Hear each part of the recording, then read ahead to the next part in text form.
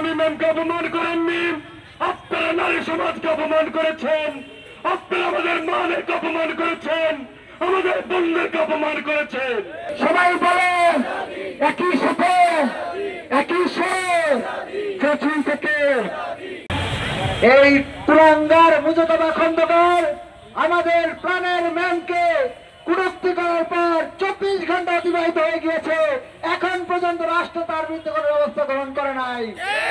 আমরা মনে করি রাষ্ট্র এরই মাধ্যমে স্বেচ্ছাসেবকদের আশ্রয়দাতা হয়ে উঠছে ধীরে ধীরে।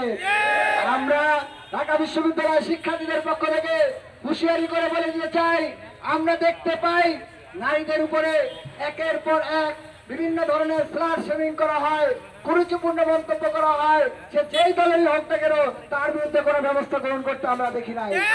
এমন দেখি যখন কখনো যদি ফ্ল্যাট সেমারকে ধরা হয় তাহলে দেখে একটা গোষ্ঠী তাকে পুরস্কৃত করে, তাদেরকে ফুলের মালাতে বরণ করে নেয়।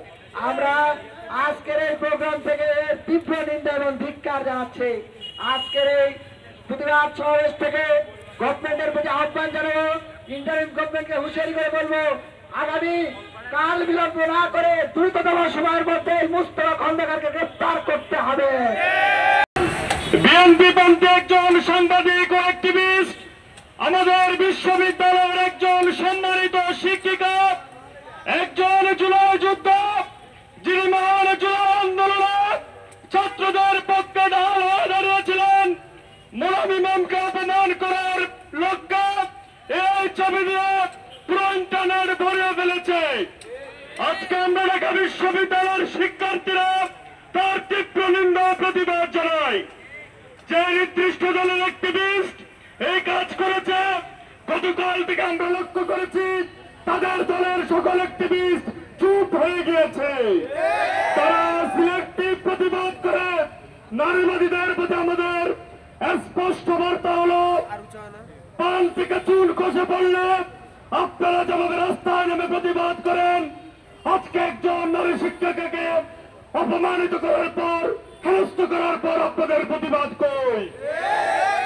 আমি স্পষ্টভাবে ওই দলকে জানাতে চাই, বাংলাদেশের ভোটারদের মধ্যে 50 ভাগের বেশি ভোটার নারী।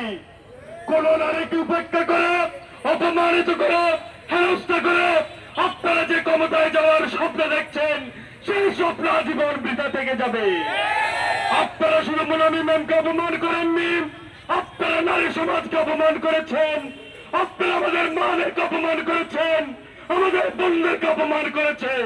আমরা বরাবরের মতোই সেই জুলাইয়ের আগেও যেমন বিচারহীনতার সংস্কৃতির ভিতর ডুবেছিলাম, আমরা একইভাবে সেই বিচারহীনতার সংস্কৃতি দেখতে পাচ্ছি। এটা সুস্পষ্ট জুলাইয়ের শহীদদের সাথে, জুলাইয়ের শহীদের রক্তের সাথে গাদ্দারি। সুতরাং যারা গাদ্দারের ভূমিকায় অবতীর্ণ হয়েছেন তাদেরকে আমরা ঢাবি থেকে হুঁশিয়ার করে বলছি, পরিণতি খুবই আপনাদের কাছাকাছি। আমরা গতকালকে দেখতে পেয়েছি বিএনপি পন্থী অ্যাক্টিভিস্ট এবং এনটিভির সাংবাদিক মুস্তফা খন্দকার, তিনি ঢাকা বিশ্ববিদ্যালয়ের মোলামি ম্যামের সম্পর্কে কুরুচিপূর্ণ মন্তব্য করেছেন। আমরা তীব্র নিন্দা ও প্রতিবাদ জানাই। মুস্তফা খন্দকারকে অবিলম্বে গ্রেফতার করার জন্য এবং তার যথাযথ বিচার করার জন্য আমরা ইন্টারিম সরকারের প্রতি আহ্বান জানাচ্ছি। এই ধরনের অপপ্রচার, এই ধরনের ক্যারেক্টার অ্যাসোসিয়েশনে একজন ঢাবি শিক্ষার্থী বসে থাকতে পারে না। তাই আজকে আমরা মাঠে নেমে এসেছি। আমরা এই সব অপপ্রচারের তীব্র নিন্দা জানাই এবং একই সাথে ইন্টারিম গভর্নমেন্টকে আহ্বান জানাই, তাদের কাছে দাবি জানাই, অবিলম্বে হ্যারাসমেন্টের জন্য মুস্তফা খন্দকারকে গ্রেফতার করতে হবে।